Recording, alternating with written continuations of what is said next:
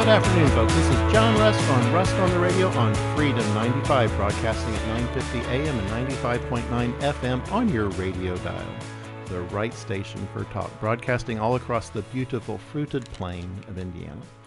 So, folks, I'm here in the studio with Justin Whitmer Mikesell, the Redneck Republican. Welcome, Justin. Thank you so much for inviting me. And so what are your socials? How can people get a hold of you or see you on? His Twitter is amazing, folks, so I highly recommend that. So well, I appreciate that. Spell that out? Yes, so my Twitter account is at the GOP Redneck, and then my Facebook and YouTube is just the Redneck Republican. So, folks, in recent news, unfortunately, the United States Supreme Court has ruled against really all Americans, in my opinion. Mm-hmm. We have a problem with establishment Republicans stacking the Supreme Court with other establishment Republicans, and that's happened again with Amy Coney Barrett. Mm-hmm. So, folks, what happened? The United States Supreme Court ruled 5-4 that federal law does not require mail-in ballots to be received by Election Day. The 5 liberals, and this is from Publius on Twitter, the 5 liberals that voted to continue massive voter fraud were Amy Coney Barrett, John Roberts, Sonia Sotomayor, Elena Kagan, and Ketanji Brown Jackson. Folks, how do you think they will vote for birthright citizenship? Well, that was also decided. The United States Supreme Court has ruled that really anyone physically born in the United States, even if you arrive on an airplane and you just literally touch ground, you're an American citizen, even though your parents may not be American citizens. That's the problem on this. Mm-hmm. And it's crazy. And I want to go back to the mail-in ballot situation. What is the entire point of having an election day if we don't have to have all the ballots in by election day? Like, let's just have election week or election month at that point. Or election year. Exactly. If we're going to have an election day, all the votes in that election need to be received and counted by the end of that day. I mean, is that not common sense here? Well, and that's what, remember how we got all this spiel from people that were backing Amy Coney Barrett that said, oh, she will be a strict constructionalist. Mm. That's all hogwash, folks. You know, she has been a major disappointment. You know, it's, in my opinion, it's very straightforward. Federal law designates an election day. Mm-hmm. That's when the election should be held. Mm-hmm. Yes, you can have, apparently mail-in ballots, but they can't be just, being received a month later and counted. Now that's up to debate on when your mail-in vote will even be counted. So you might have an election. Some people may not like the results and go out and start, Xeroxing mail-in ballots and sending them in to change the election. Exactly. A lot of people thought that kind of happened in Los Angeles with that mayor election. I believe it was the Republican Spencer Pratt was in like second place by the end of it, and then all of a sudden a bunch of mail-in ballots came in, and then all of a sudden he's in third, like a more progressive candidate who had kind of already given up. I remember she was like crying or something in her concession speech, and then all of a sudden a bunch of mail-in ballots come in, and now she's in second. She overtook the Republican, and it's like, come on now, what are we doing? Well, this is from Daniel Horowitz. He says, well, we have our first screwball opinion from Barrett on late mail-in voting. What he's talking about specifically is the court holds that federal election day statutes do not preempt a Mississippi law that allows mail-in ballots to be counted as long as they are postmarked by and received within 5 days of the election day. Thomas, Alito, and Gorsuch dissent in full, Kavanaugh in part. And Daniel Horowitz also goes on. He says, today's decision is inconsistent with the terms of the Election Day statutes, contemporary election law principles, and 2 centuries of historical practice.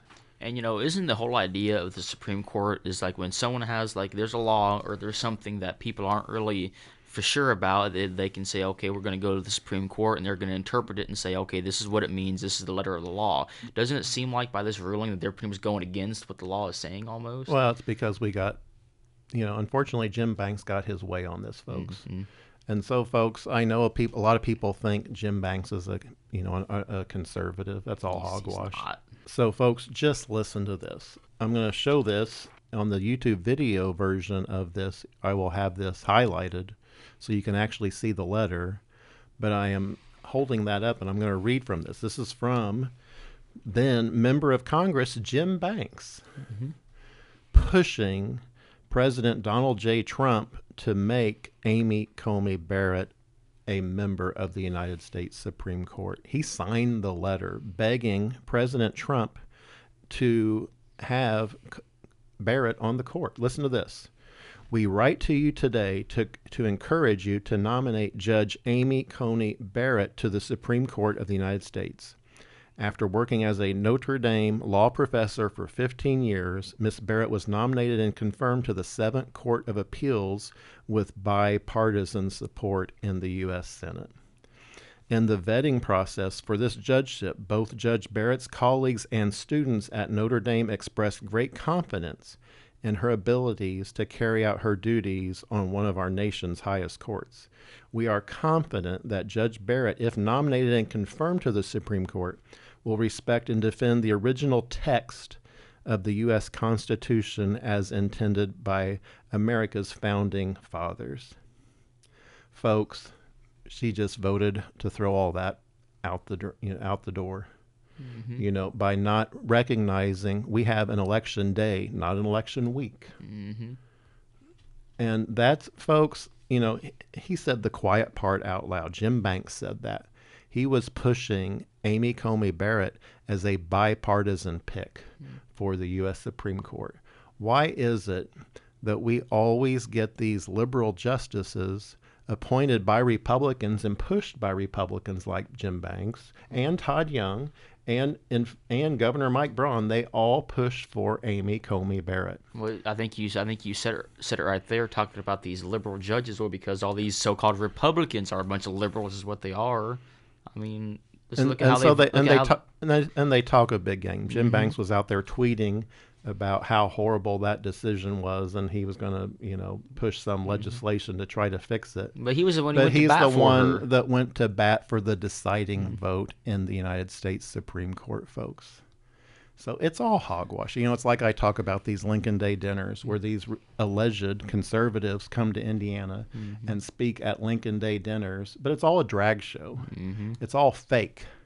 They come here and say how conservative they are, but once they get back to Washington, D.C., once they get back to the swamp, they all jump in that swamp water and vote left wing. They vote liberal. It's like Jim Banks. He called for an influx of immigrants. Of course, on birthright citizenship, he would be pushing someone like Amy Coney Barrett to be on the Supreme Court. Because remember, folks, in 2017, Jim Banks called for an influx of immigrants in the Atlantic magazine in 2017. He actually said that. He said the quiet part out loud. I was, just in shock that we have all these fake Republicans, calling for an influx of immigrants, and their nominees for the Supreme Court who now want to give them automatic citizenship for anyone born in the United States. And I want to steal a line from Rob Kendall here. He likes to talk about how you can't give like a weapon to a bank robber right outside of a bank and then have him go inside and rob the bank and then whine about it. Well, it's the same thing here. Jim Banks can't go to bat for a fake conservative judge like Amy Coney Barrett and then all of a sudden get mad when she votes liberal in the Supreme Court. It's like you were the one who went to bat for and wanted to put in. And that's what he says. These people are never held accountable. Jim Banks has this fake illusion of being a conservative, folks. But he's not. He's voted for trillions and trillions and trillions and trillions of dollars in new debt. For you as a taxpayer, $30,000 of new debt just last year on your shoulders that you and your kids are going to have to pay for each and every taxpayer in the United States.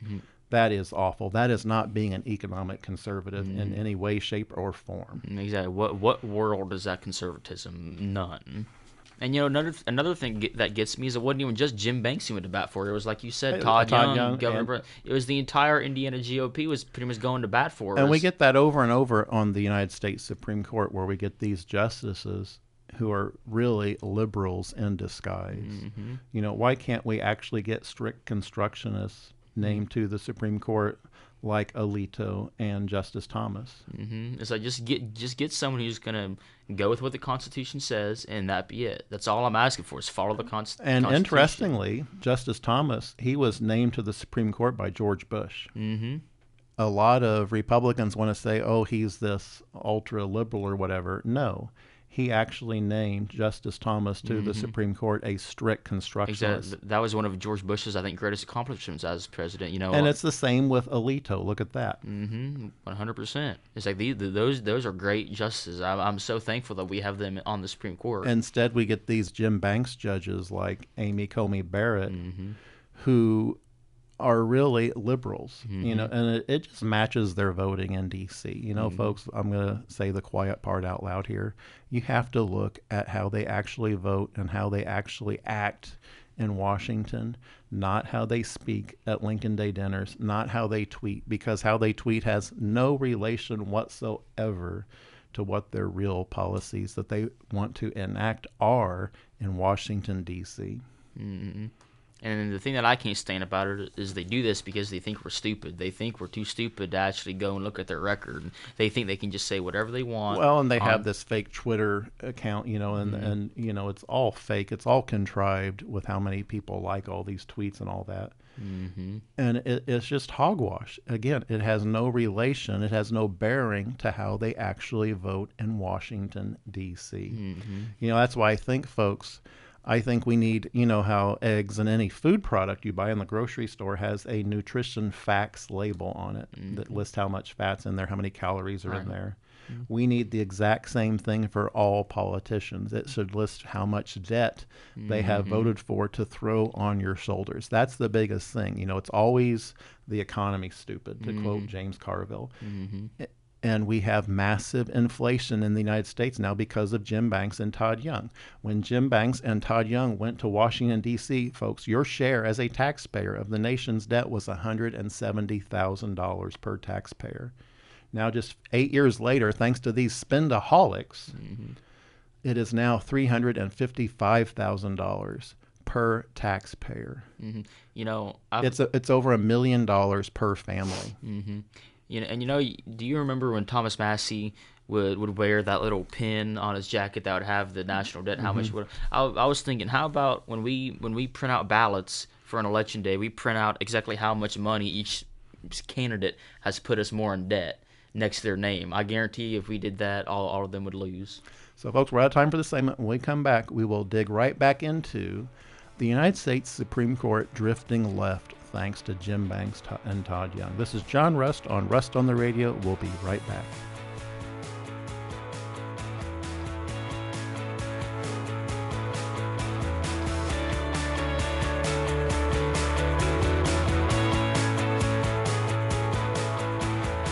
Welcome back, folks. This is John Rust on Rust on the Radio on Freedom 95, broadcasting at 9:50 a.m. and 95.9 FM on your radio dial, broadcasting all across the beautiful fruited plain of Indiana. God bless Rush Limbaugh. Absolutely. So, folks, I'm joined here in the studio with Justin Whitmer Mikesell, the Redneck Republican.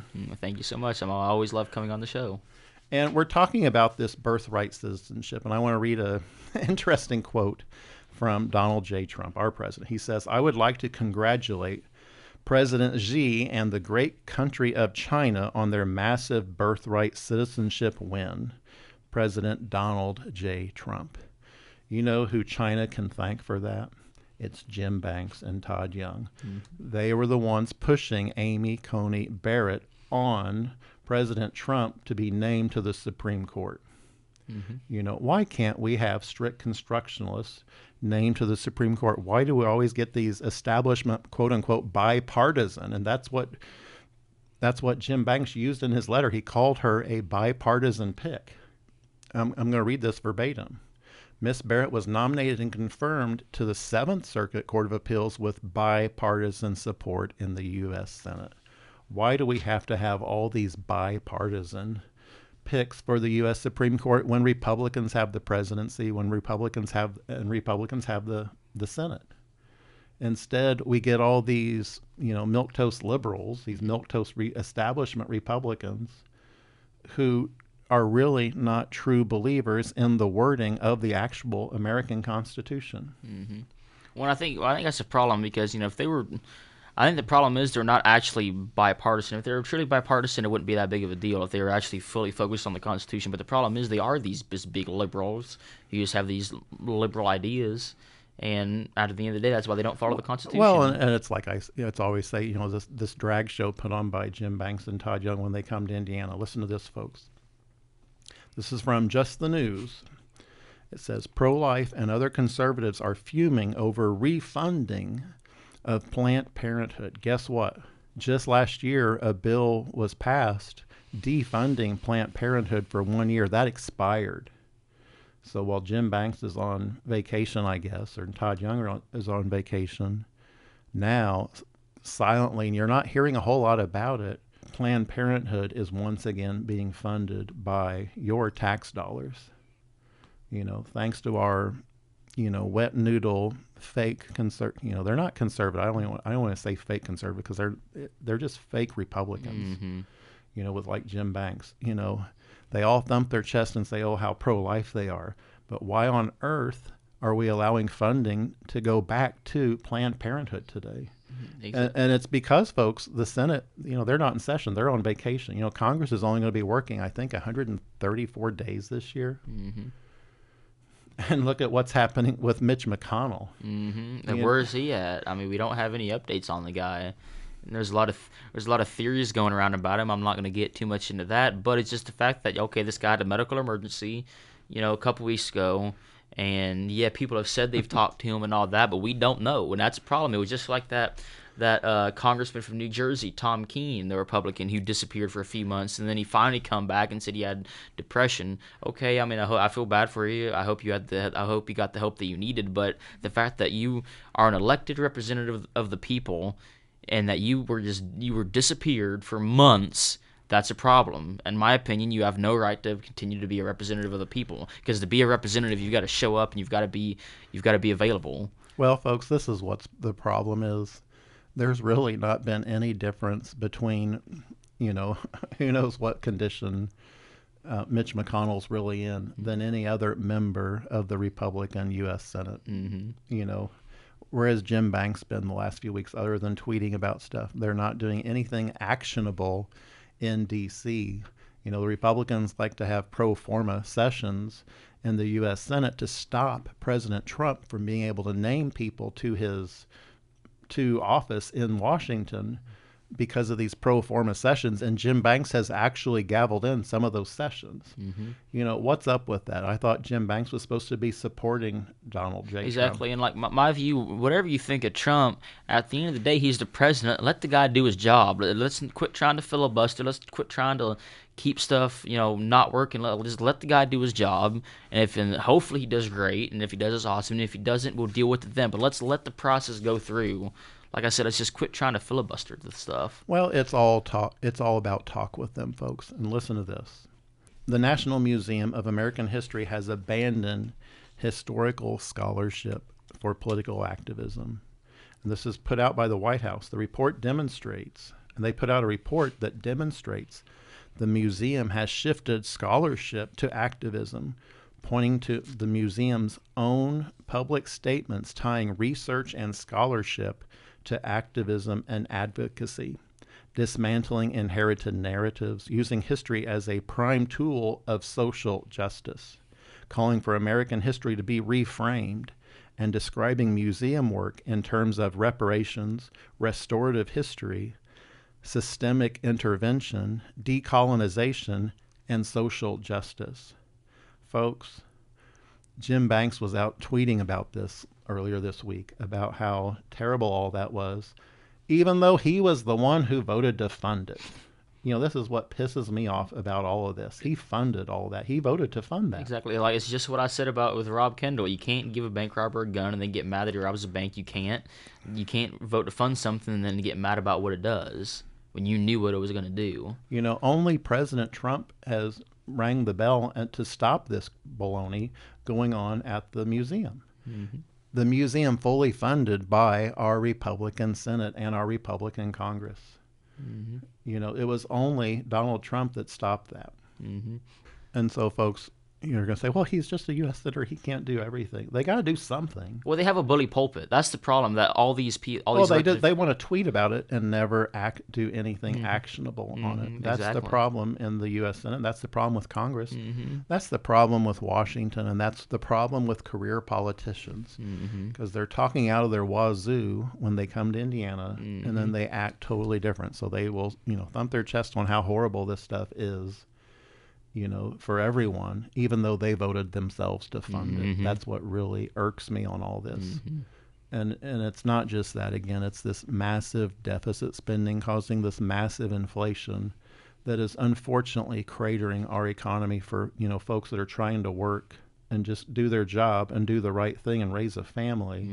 And they get slapped in the face by people like Todd Young and Jim Banks, who vote for new massive debt on every American family, on every taxpayer. And that's why it's so important that you continue to do this show, John, Well, we're going to keep speaking the truth and shaming the devil. Exactly. And raising the curtain on what's going on in Washington, D.C., because these folks, they are used to the media not calling them out on it, especially in conservative media. And that's why I think this show is so important, so that we can speak out and say, hey, look at what's really happening. Because you're not hearing this anywhere else in Indiana. You hear it on Rob Kendall, on the Rob Kendall show. For sure. And on this show, I can't think of anyone else right now offhand that just doesn't have these career politicians in, and then they rah about how conservative they are, but they never get questioned. Then why did you actually vote for it?